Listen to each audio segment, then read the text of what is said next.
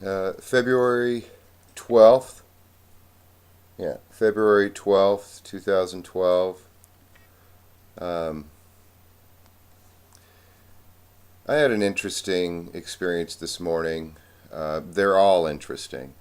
They're all quite intriguing to me. My active imaginations that I have in the morning, where I allow during my morning physical therapy regimen and cleaning up afterward, washing my face and standing in front of the mirror. Uh,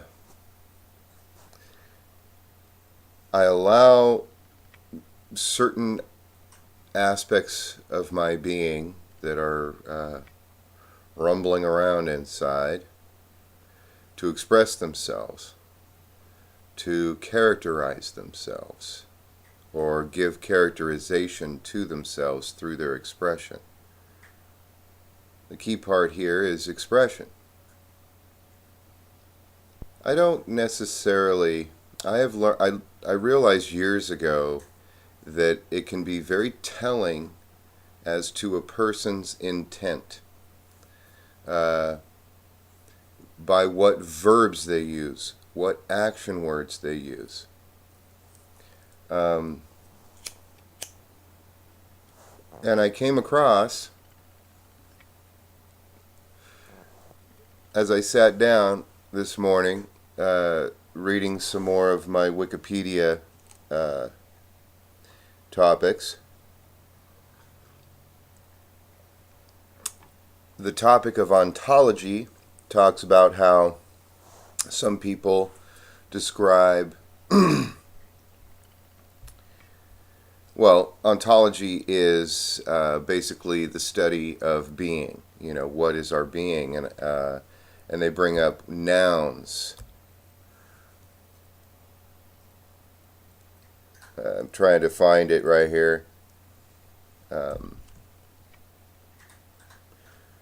Platonic school. Some philosophers, notably the Platonic schools, contend that all nouns refer to existent entities. So ontology is taking for its premise that things do have existence, that things exist. And the argument, I think, has to do with, well, do things exist in and of themselves, or do we make them into what we want them to be? And in what I realized for myself, see, I went through an identity crisis, a crisis in consciousness over what it was I identified myself with, because I became disabled, lost my ability to work, my children left me, so I was no longer a father on a daily basis, my family estranged themselves from me, my lover at the time, poverty knocked on the front door, love ran out the back. All these things within a year's period of time occurred. Now, this has to do with, I could say it occurred to me, it happened to me, or I can take self-responsibility and say some part of my being played a part in creating this crisis in consciousness. Well, I had to start from where I was at. And this whole thing, all these events, turned myself back onto myself. The spotlight was on Damon, was on me. And that was not necessarily what everybody else wanted. What everybody else wanted was what they wanted for me. And because of my physical limitations and the pain I was going through, what they wanted could not be achieved by me, so they went elsewhere. And the way they went elsewhere was by devaluing me. I became devalued. I could no longer perform the behaviors that were required of my roles that I identified with and they identified me with. And so they moved on. And I came to understand that because of my physical limitations and the pain I was in, everything became revalued. It was a reevaluation of my entire life. Now, I didn't want it to end up the way it ended up. However, limitations were placed upon me, ultimatums. I was given ultimatums. Either you do it or you're out. And this all had to do with timing. I realized that nobody had enough time to allow me to adjust or to give themselves time to adjust. It's just time.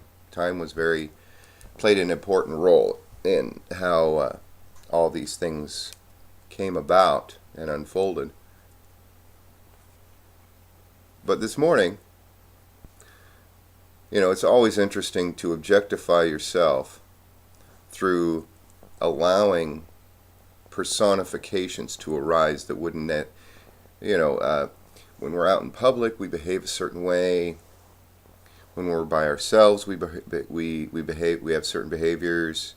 There are certain behaviors that arise in different circumstances. So it's very illuminating for me to be on my own just for a short period of time during the day to assess, what comes up, what's coming up here. And I have learned, in the beginning it was very, very difficult for me to accept certain aspects of myself, and I observed that. I said, so what's this resistance here? It's not like I'm doing anything to anybody. It's not like this is affecting my behavior in other areas of my life. Why am I having such a difficult time allowing certain expressions to personify themselves?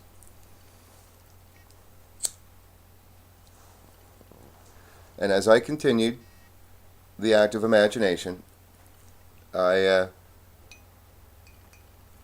grew accustomed to it. At first I didn't want to trust it. And I observed that. I said, what's this lack of trust about? It's not like it's it's not like it has ever really shown itself to have complete and utter control over me. Though there were times in my past that I had compulsive behavior arise. It's not like it was long-term compulsions, but I use the term compulsion because it was beyond my conscious control. So there were times when I had instinctual, I suppose might be a good term, instinctual responses to circumstances. And the longer certain circumstances persisted, these impulses gained in strength, especially with the necessity of other behaviors being required of me, such as work, keeping my temper when I was in so much pain, trying not to be afraid, trying not to show fear. There were an infinite amount of nouns that can describe the situation. But what I found was that the action words were much more telling to me. I had this whole shift in identity. I studied for about a year and a half. And in my studies, I came across Jeffrey Wolf Green, which said, one of the definitions of mental health is multiple and various relationships. And I realized that in my studies I had became rather hermit-like.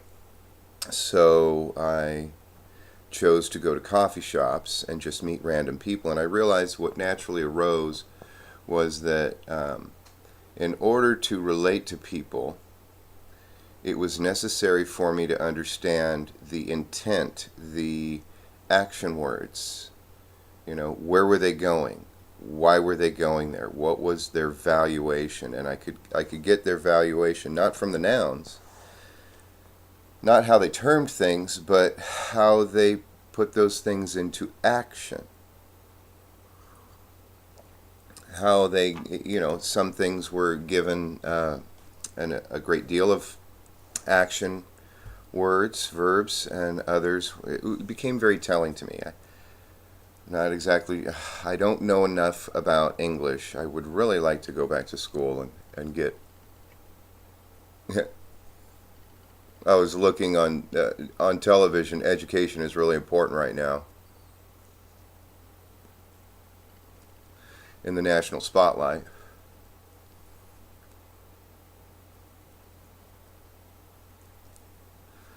And,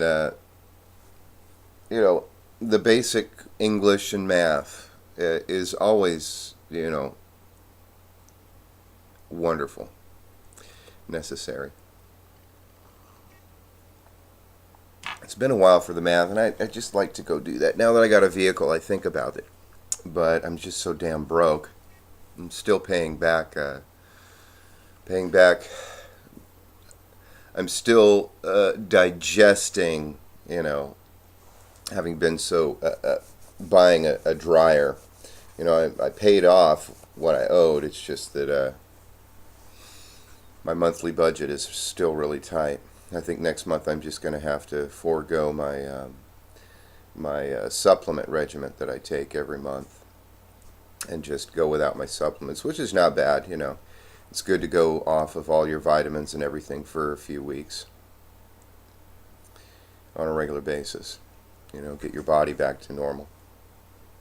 I have a decent diet, so not too worried about that.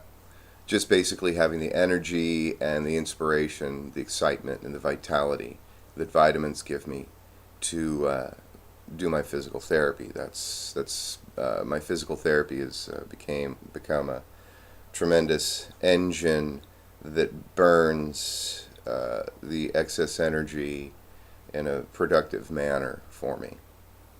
But anyway, in this study of ontology and of being, they mention in Wikipedia Heidegger, and I've recently watched a few lectures on Heidegger by John David Ebert on YouTube, so I understood a little bit. And they just had a couple sentences about Heidegger, and he mentions how the language that a person is born into at a certain time that is being used by their society can influence their interpretation of their own recognition of their own being. And this is where huge traumatic events, such as what I went through, can bring a crisis in consciousness and allow us to reevaluate our entire being. Who do we think we are? Who do you think you are? Don't you know who I am?